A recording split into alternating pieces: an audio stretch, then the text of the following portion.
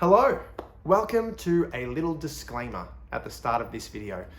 My name's Robin, I run Revolving Door Productions. We are this YouTube channel. We are a filmmaking company. We make films. We are currently shooting our next project. We're halfway through it. It is another fan film based on another cartoon I used to watch as a young whippersnapper with a lot less grey hair than I have today. It's based on something to do with 5 different elements. So if you can think of something like that, you might have an idea of what we are currently creating. But outside of that, I have a lot of different loves. One of my loves is the reality TV show Survivor. Now, you can laugh at me, you can make fun of me, whatever you want. I bloody love this show. I love it so much that I've been breaking down episodes of this show for years on another channel called The Inwits or Robin the Inwit. Now, to make my life easier, I thought I might just bring it all under the one banner so I can keep producing everything I want to do and keep it all connected so I don't have to check a bunch of different emails. That's what I'm doing. If you expected a new movie or me talking about filmmaking or something that related, that's not what this is. If you see this playlist, this is an episode where I've broken down the latest strategy. In the current episode that you're about to watch, if you want to keep watching, is me talking about the last 3 episodes season of Heroes vs Villains, the Australian Survivor, episodes 7 to 9, which were absolutely amazing. This is what you're going to find here. Please don't worry about it. We are still making movies. We'll still be doing a lot of that sort of stuff. I'm just trying to keep things nice and close and nice and tight and easier for me. If, however, you do love the show Survivor, jump on board, watch, come on chat. Let's talk about that strategy. Let's talk about George and his craziness. Let's talk about the perfection that is Shonny. Let's talk about all things Geordie. I'm all about it. But that's what you will see in this playlist. Please do not worry. This is not just going to be a big reality show TV or channel now. This is just going to be this little thing, a little part that I love. I also thought I might, in the future, break down some other TV shows that I watch and I enjoy. I'm really loving The Last of Us at the moment. It's my favorite game of all time, one of my favorite stories of all time. So I've been breaking that down. I've thought quite often that I'd love to break down each episode here. So that might be a thing that will happen in the future as well, where I start breaking down different stories that I've watched and different things that I've really loved. Otherwise, please, if you do not like Survivor, just stop watching now and wait for hopefully in around 6 months when we get our next film off the ground and ready for you to watch. Anyway, enough of me talking. If you do like Survivor, you're about to watch the breakdown of Australian Survivor Heroes vs Villains, episodes 7 to 9. What? Yeah, I'm back, baby. I am back. It's Robin the Inwit. I apologize for such a long hiatus. It's been one hell of a journey. I've been busy in this new house renovating, and I've just kind of set up a little bit of a space. It's still got a lot of work to do, but it's workable. So I have some place to set my stuff up and film, hopefully, quite a few Survivor breakdowns. And I thought, I don't know if I was ready because this wasn't ready, but Heroes vs Villains made me ready. That last 3 episodes, I got to talk about it. I need to talk about it. So here I am. I'm back a little earlier than I expected to be back, but hopefully that means I can keep doing this and find some time to make sure I can keep doing these breakdowns because I have missed it. Anyway, shall we get into it? Survivor, Heroes vs Villains. We are, 9 episodes deep now? Again, one thing that hasn't changed is my memory. That's still shithouse. But whatever, let's talk about this whole season. We'll try and keep it to these 3 episodes, but on the whole, there was a lot of, coming into this season was an interesting feeling for me because this is one where we've got Heroes vs Villains, a great theme. I love the original Heroes vs Villains, but what we have is another stock standard Australian version of it where we go Heroes vs Villains, but it's also fans versus favorites, or more importantly, favorites versus mostly influencers. And funnily enough, we've come to our first tribe mix-up, and only one hero or one returning player has gone home. That's Jackie, and she went home purely because she injured herself. Everyone else has been a nufty. George said it very well in the exit of Michael, and I only remember Michael's name because I was speaking to a mate of mine about the show and he told me his name because I'd completely forgot about it. But when George voted Michael off, he said, That's why I'm going to be remembered and no one's going to remember your name, or something along those lines. All these new returning players, apart from Liz, I really enjoy, but Liz is teed up with one of our all-time favorites, Shani, so hard not to like Liz if Shani likes Liz. But more often than not, all these new players that have been headhunted because there was no auditions this season are absolute spuds. And I know we're jumping ahead because I always do. Paige's exit last night or the night before completely sums up why they're spuds. Outplayed, outclassed by a long shot, and Shani just says, "This isn't my first rodeo." Textbook play, very good play. Made like a genius move amongst people who possibly have never even seen the show. So, aside from my gripe with the new players that they've got on, and I did have a gripe with quite a few returning players, because I don't think not every one of these returning players should be there, and there's some that probably should, that have either missed out or decided not to come back. The show's so far been much better than I was hoping, or much better than I expected, really. I didn't think we had some really strong standout cast players. You've got George, Shani, Hayley, Geordie. Sean's doing better than I expected, and Simon is providing a lot of value because of Sean, because of his conflict with George.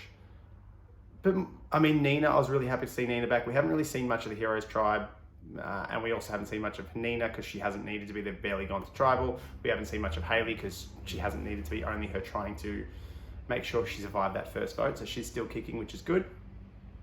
But in the grand scheme of the show, there was only a handful of players that I was super excited to be watching again. And these handful of players have been shouldering the load of this season so far, and they've done a hell of a job. But let's talk about just the most recent 3 episodes. We'll forget about all that's past. I haven't caught up to that, but we'll talk about the most recent, because I was getting messages from friends who are fans of the show, who are fans of Survivor in general, who are just fans of Australian Survivor, both sides of the fence here.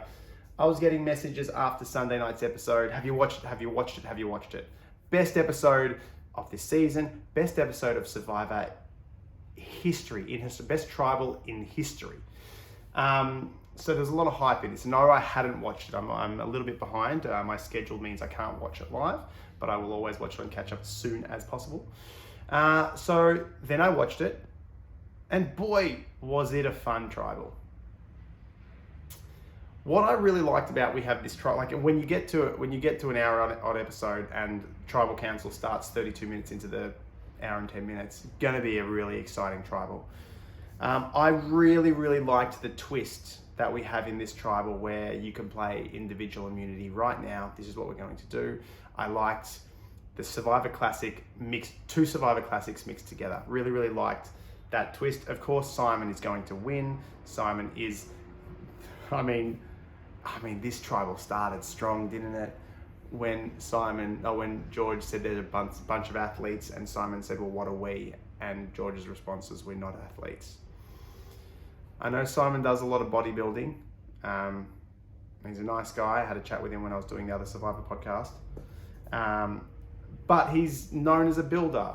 He's definitely very fit, but he's come in here not as an actual athlete. He does a lot of competing for bodybuilding. So technically he's kind of an athlete, but he's not making a living off him being an athlete. He's no Dave Zaharakis and Sean they've made livings. Even Liz, who's a professional Olympian.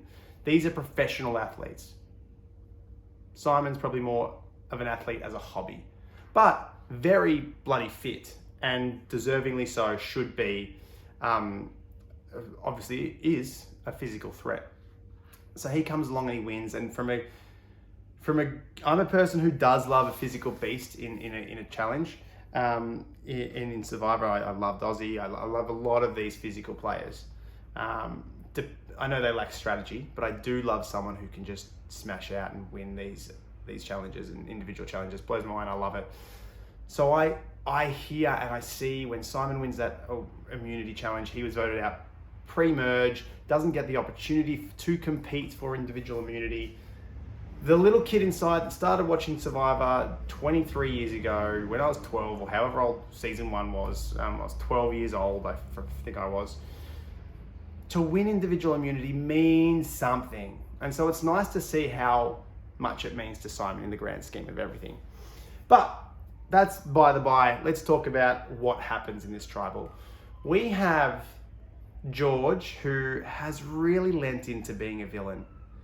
Season 1 of George, take him or leave him, he was good entertainment. And he may or may not have been saying things that editors really just either really enjoyed or wanted to poke fun at him or whatever it was. George was a dividing element in his first season. People hated him, people loved him, whatever. Probably the same now. Probably more people hate him because he has really lent into being Australia's only villain. I will, being classed as a villain is really hard. And we haven't really had many super villains. I would never call Nick Idanza a villain. He's a strategic player. But we seem to lean towards those strategic threats as villains. Shani, yes, I can give her, and Geordie, I can put them in the villainous pile very, very easily. But they're not, they're no Russell Hantz level villain. George has really decided to lean into being our version of Russell Hantz. He's being an absolute prick. And he's leaning into the character. He's leaning into this King George reign of terror. And I don't mind it. I don't mind him leaning into that and really giving it a crack. It makes great TV. However, with this tribal, it did end up becoming a little bit more personal for the whole, it never needed to be as personal as it started to get. There was a lot of venom between George and Simon, and whether they are hyping it up for TV or not, the venom was a little bit too much at points, and we do see it was too much for everyone else when Geordie actually steps in and says, let's, we're meant to be here having fun, it's a game. So you do see that it has kind of crossed the line for a few people out there. Whether it crossed the line for Simon or George is irrelevant. Some people have felt it's gone a bit too far. I think what George accomplished was brilliant, though it could have been done with a bit more class. We see Simon so fixated, because Simon's going home. Without this immunity challenge, Simon is going home. Pretty simple. Geordie would not reveal the idol, which up until this week, I was certain it was an idol nullifier, because every idol nullifier is a flat disc, or has been from memory. So, and it was just a clue. If it was just a clue, great, hilarious. But up until we get that, Geordie would not have sold out Simon if he wasn't committed to the blind side. Geordie loves a bit of theatrics. Geordie's going to love the concept of him getting voted out with an idol again. And it makes sense. Like, I'm not here friends and money. I'm here for money. And he's got more to play for now as well, with the child on the way and being no longer a single man. So there's more at stake for Geordie. And rightly so. That would have been a great blindside, because Simon in control, completely fueled by his ego. Easy target to blindside. Very, very easy. So that was Survivor 101 until you get the twist of individual immunity, which more often than not, Simon is going to win. And Simon wins without anyone else getting through to start making fire. But what I love about this is, while Simon is so fixated on winning individual immunity, it's the blinkers. He'd been wanting to get rid of George. It's always going to be his downfall. At some point in time, Simon is not aware of everything that's going on right now because he's so hyper-focused. And so he's hyper-focused on getting individual immunity. And I get it. I would want it too. I would really, really want it. While he is too busy focusing on making fire, there's an actual blaze burning around him that he's not aware of. George has now orchestrated everything. Shani, masterclass from Shani. Shani is clearly, from episode 1, my idea or my winner pick. She's got to win this. She's playing an amazing game. Everything about her, when they want to get rid of George, she doesn't want to get rid of George because she needs George. She is flawless, and we'll talk a bit about Shani shortly. But George goes into that example, or into this twist with, okay, what do I need to do? And it was very tactically done. Like it was a great tactical move. I love seeing him fight everyone. And someone told me, I can't remember who texted me, like they never saw who was going to go home in that tribal coming at all. This is such an easy play when you look at your options and when you look at, we've got an idol, what numbers do we have?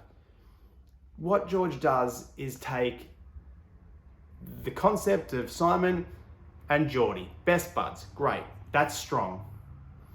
Simon and, oh my God, why have I forgot his name? Our little sneaky, forgot his name. Doesn't matter. Welcome to my life. It might come to me. Steve.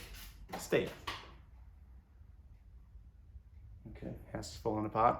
My renovations are going well. So he goes and plays towards Steve's innocence.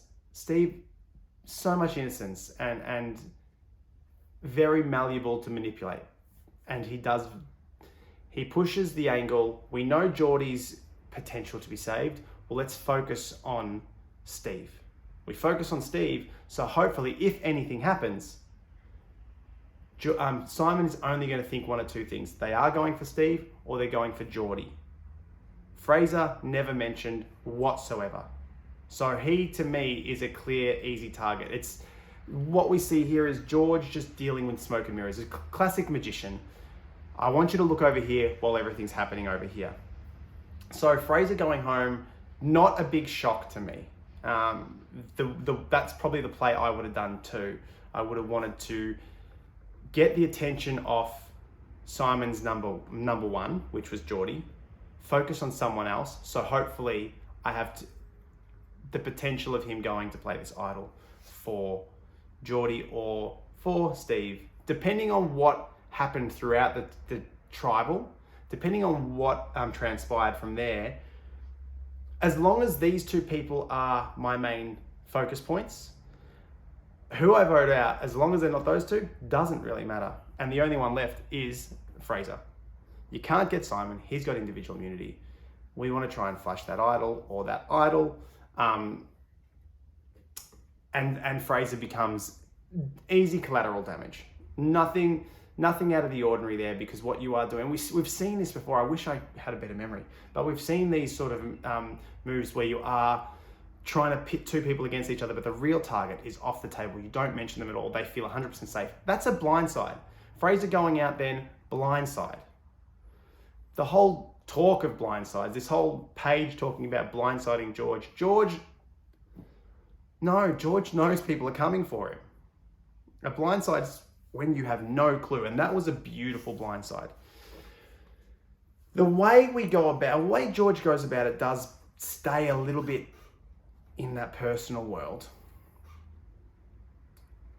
But that's the character. I'm really kind of enjoying what he's leaning into, and I really like what I'm seeing.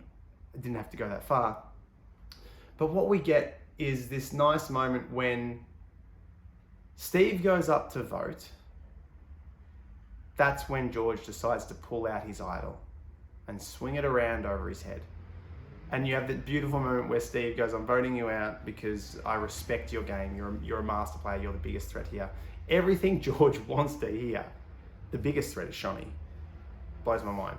Blows my mind how she can decrease her threat level so much. Steve comes back out, voted for George, sees George twirling an immunity idol, and already goes, oh my God, this guy is a master. He's a master game player. We are outclassed. I'm going home. George plays the idol for himself. And then George keeps the tribal council going, which is interesting and something I really enjoyed. Again, don't enjoy the personal vendetta that we had with it. That did seem pretty uncomfortable for them. And within that tribal, we saw a tribal, I think when Rogue went home, that was like 3 or 4 minutes in length. But you knew that was a long tribal and a lot was edited out and a lot would have been pretty hurtful for people. This 38-minute tribal, there's a lot we didn't see. So the players were probably super exhausted from that battle between Simon and George. So there was a way to go about it. and a way to get his point across, a way that he could put the wedge between Steve and Simon without making it personal. Because what you're doing, he's already won. He's won. It was checkmate, as he said. There was nothing they could do. He's done it. And Simon tries to respond like, well, what do you want me to do? You're going to come after me anyway. I better keep my idol. Simon does the right thing. I'm curious to know, and I probably will never get to speak to Simon again, but I'd love to know, in that moment when George starts to whiz his idol around, and Simon goes, oh, that's an idol, and what I have doesn't look like that. I would love to know, and I might actually reach out to him. I really would love to know if at that point in time he goes, maybe I don't have an idol. Maybe I have something else. I would love him to have, numbers, he didn't have the pull here, but if he had the initiative and thought he had the numbers on George, to have pulled that out and played the nullifier and thought it was another nullifier, I would have, probably wouldn't have worked because we see it's now just a clue. But I would have respected that a lot. Wasn't possible. The numbers were never going to fall on his side. He's already, they've already split to kind of cover their ends. Wasn't going to happen. And sure enough, George, Shonny, Liz, swoop in, bye-bye Fraser. The problem I have here is just the gloating after with George. And like Steve was right, let Fraser have his moment. Let Fraser get taken out. He was taken out in an amazingly brutal blindside. Let's get back to playing the game. We don't have to get back to the venom between each of them. Really, really, really possibly the best moment we've seen in Australian Survivor history. I wouldn't say it's the best moment I've seen in Survivor, full stop. There's been some amazing tribals over the 23 years, and some amazingly clever idol plays, blindsides, brilliant moments that weren't so vicious, but equally strategic. Anyway, the next episode comes along and we lose Shani. Now, with this vote, personally, I would have liked to have tried to keep Shani around, and I think Ben gets lucky.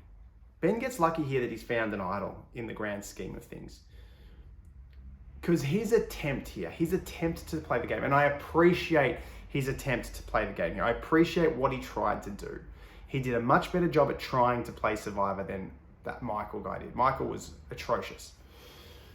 Ben tries. And when I used to chat with Jack quite often, we would talk about this in those early days, especially if you've got to take a punt. You've got to have a go, and you want to be failing pre-merge. You want to get your mistakes out there, and you want to learn how to address a tribal council. Ben doesn't know how to work a tribal council just yet. He doesn't understand why he seems to be at the bottom. He is using the thing people don't like most about him, this silver tongue. He is using that as a weapon. So he's using the thing that people want to vote him out for as a weapon to basically say to everyone, hey, you're right. I'm very good at manipulating. I'm very good at words. I have a silver tongue. The way he approaches this is not helping lower his threat. The way, and he wanted to sway votes around. And what, in essence, he does is end up getting every single vote on him, bar him and Paige. The only one he could have got, because Paige was in this really weird place that Shani dropped the block. And I mean, in the moment, it didn't look like it. I haven't gone back and watched it. I want to. But in the moment, after she complained about cramps and struggling and yada, yada, yada, I think a lapse in concentration, a little moment of not being able to put enough pressure on that block means the block falls. No one dropped it. It just, you fatigued. You didn't have it in you. Ben takes the wrong approach here. Shani has proven she is super loyal to Jerry. She will go to the ends of the earth for Jerry. She's, Australian Survivor Season 1, loyalty, mateship, honor, yada, yada, yada. All that rubbish that's Sam always sports. And Lee and all that pathetic strategy. Shani doesn't make amazing TV. She doesn't make amazing Survivor. What Shani makes is a loyal subject to take further with. I'd much rather take someone like Shani, who's also going to take Jerry. You can use their trust and their need for loyalty for your advantage going well and truly into the future.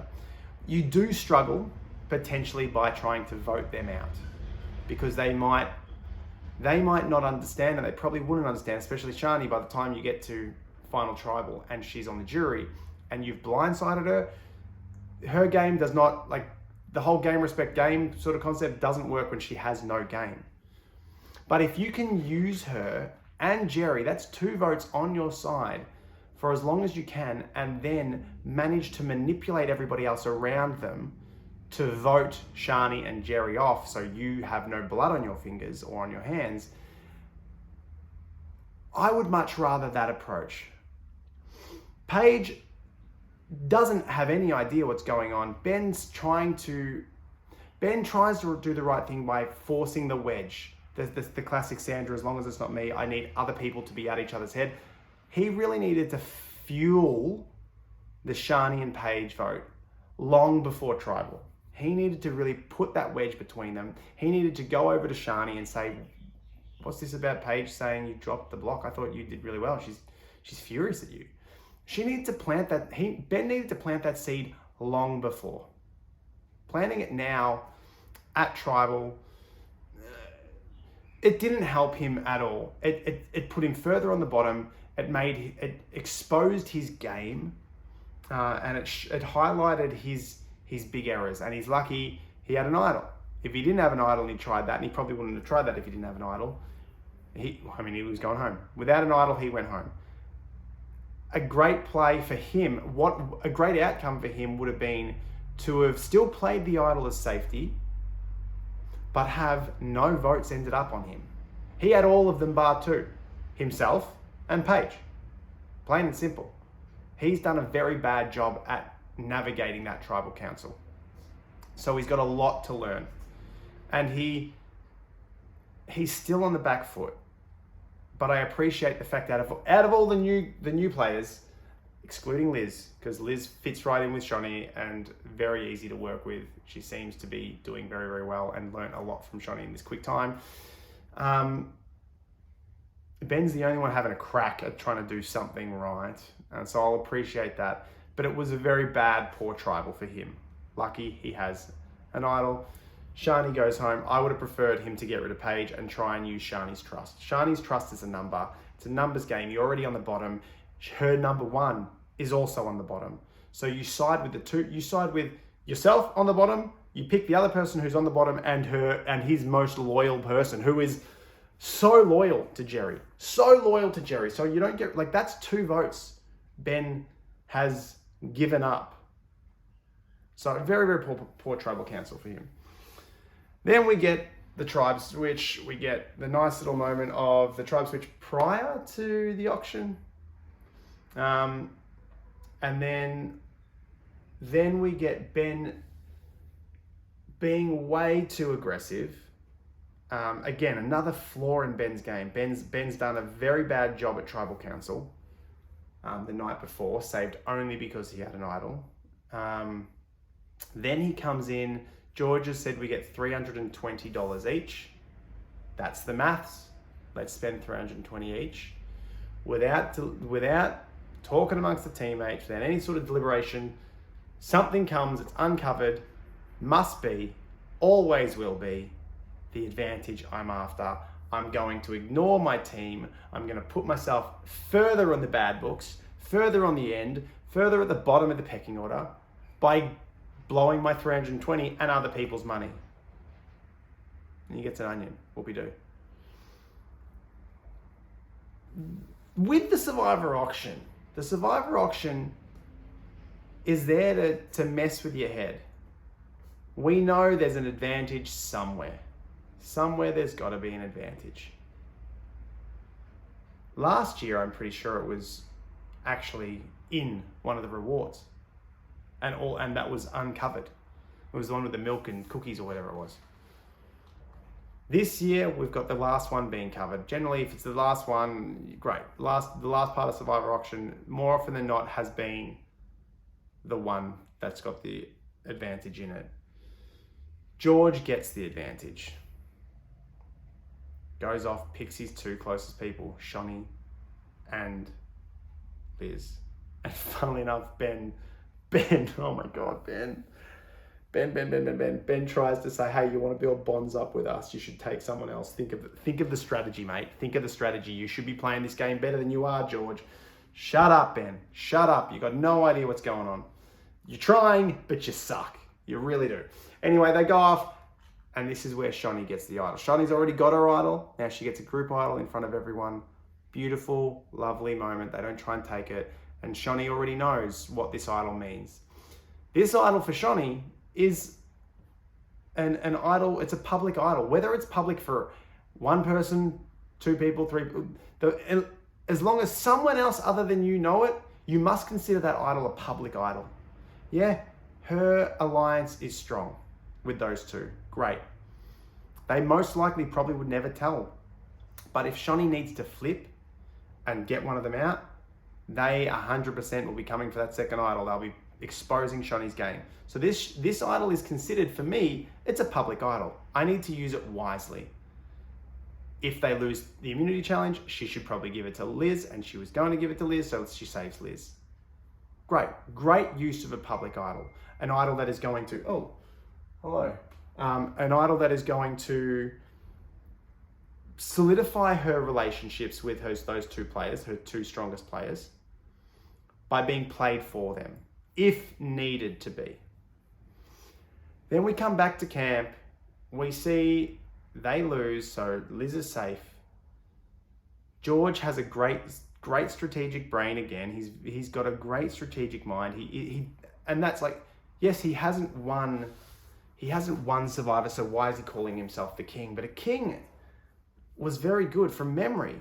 In old historical times, your kings are those people, like we're talking medieval times, who were very good tacticians as well and leading their armies into battle back in those early medieval days. So he has a very good strategic mind. And he brings in Steve because he's already won Steve over. Steve is so excited to be away from the muscle. Geordie, however, love what Geordie's doing. Love how Geordie's approaching this game. But nothing really to talk about Geordie tonight, so we won't really talk about him on this. But I love his breaking down of the meat tray and having to try and fit in, but does not like being there, but doing what he's got to do to survive. So Steve, happy to be away from Simon, believes George wholeheartedly because George has proven his loyalty. As evil as the evil way he's gone about it, he's still proven he's loyal to the people he wants to be loyal to. And once again, George will always take in the ones that are not the muscle. They're no good to George. George wants to get rid of the muscle. So he's got Steve.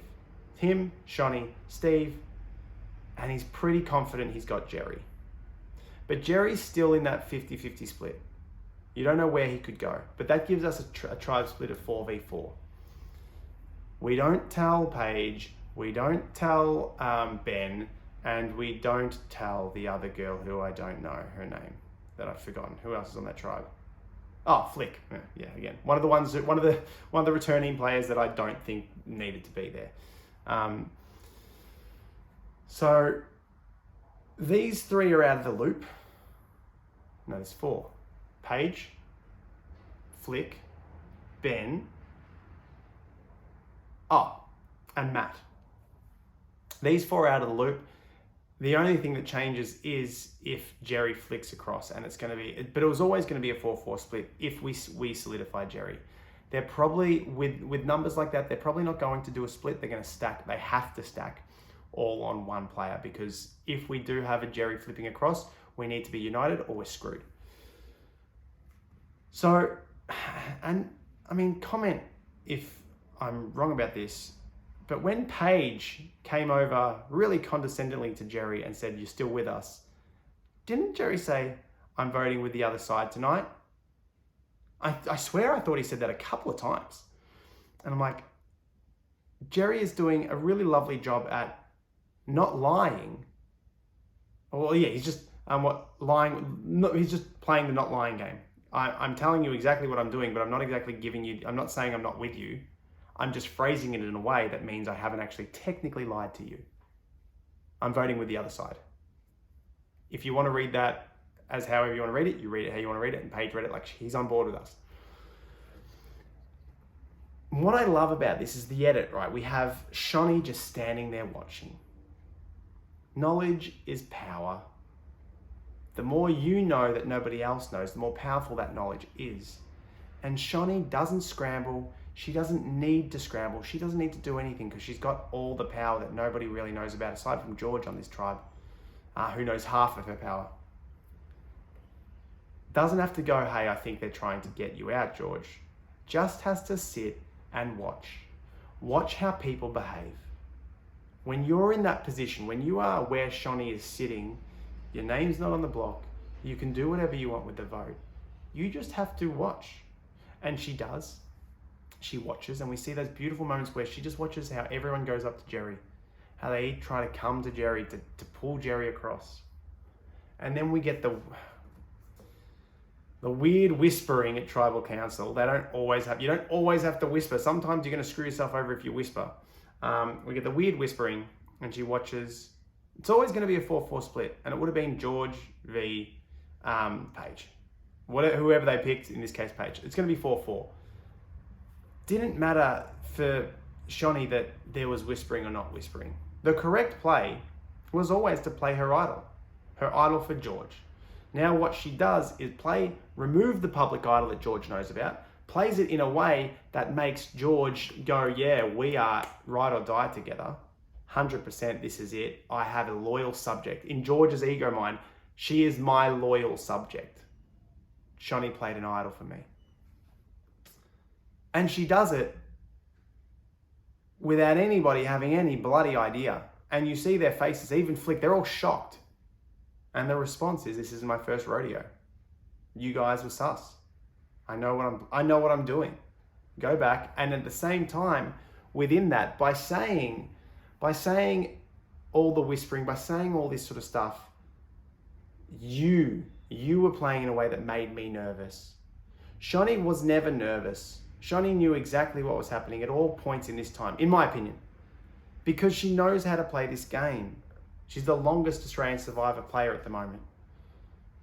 I hope to God she wins, because she is playing an absolutely beautiful, beautiful game. Flying under the radar.